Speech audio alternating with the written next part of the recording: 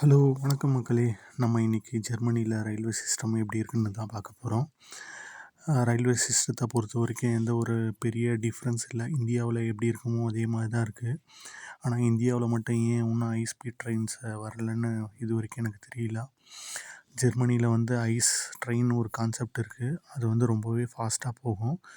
அந்த ட்ரெயினும் இதே சேம் ட்ராக்கை தான் யூஸ் பண்ணும். அதே மாதிரி லோக்கல் ட்ரெயினும் இருக்கும். லோக்கல் ட்ரெயின்ஸும் சேம் ட்ராக்கை தான் யூஸ் பண்ணும். அது எப்படி ஜெர்மனியில் பாசிபிள், இந்தியாவில் பாசிபிள் இல்லைன்னு எனக்கு தெரியல. ஓகே, நவடேஸ் வந்தே பாரத் அதை மாதிரி ட்ரெயின்ஸ் எல்லாம் நிறைய இம்ப்ளிமெண்ட் பண்ணியிருக்காங்க. இருந்தாலும் அதோட இன்னும் ஃபாஸ்ட்டாக போகிற ட்ரெயினாக இம்ப்ளிமெண்ட் பண்ணாங்கன்னா ரொம்பவே நல்லாயிருக்கும். இந்தியா மாதிரியான கண்ட்ரி ரொம்பவே லென்த்தியான கண்ட்ரி. ஒரு டைரெக்ஷன்லேருந்து இன்னொரு டைரெக்ஷன் போகிறதுக்கு அட்லீஸ்ட் 1 to 2 days ஆகும். ஆனால் ஜெர்மனியை பொறுத்த வரைக்கும் அப்படி கிடையாது.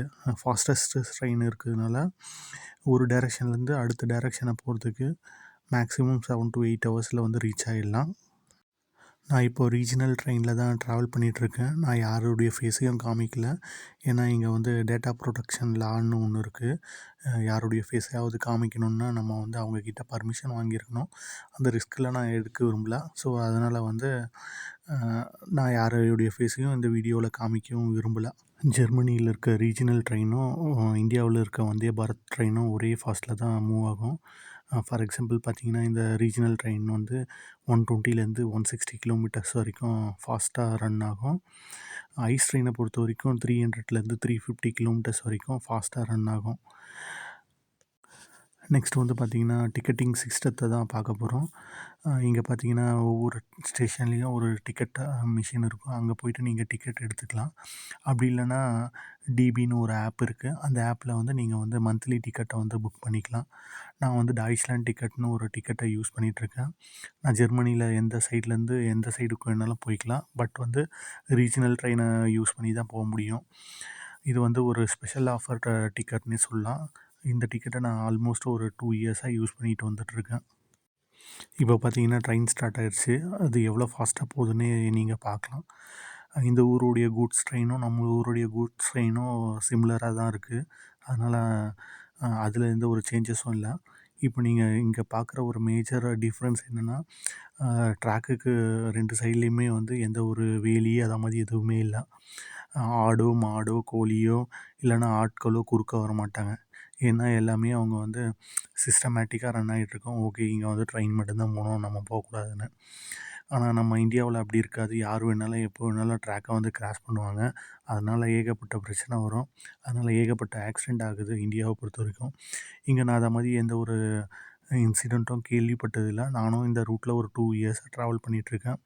எந்த ஒரு பிரச்சனையும் இல்லாமல் தான் ரன் ஆகிட்ருக்கு. அதே மாதிரி பார்த்திங்கன்னா, எங்கெல்லாம் வில்லேஜ் வருது இல்லைனா எங்கெல்லாம் ரோடு கிராஸ் ஆகுதோ அந்த இடத்துல கம்ப்ளீட்டாகவே டனல் மாதிரி க்ரியேட் பண்ணியிருப்பாங்க.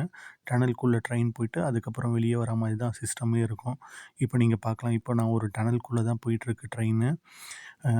ரீசன் பார்த்திங்கன்னா, அங்கே ஒரு வில்லேஜ் வருது. இந்த ட்ரெயின்னால் அந்த வில்லேஜில் இருக்க யாருக்கும் இம்பேக்ட் ஆகக்கூடாதுன்னு கம்ப்ளீட்டாக டனல் சிஸ்டம் போட்டிருக்காங்க.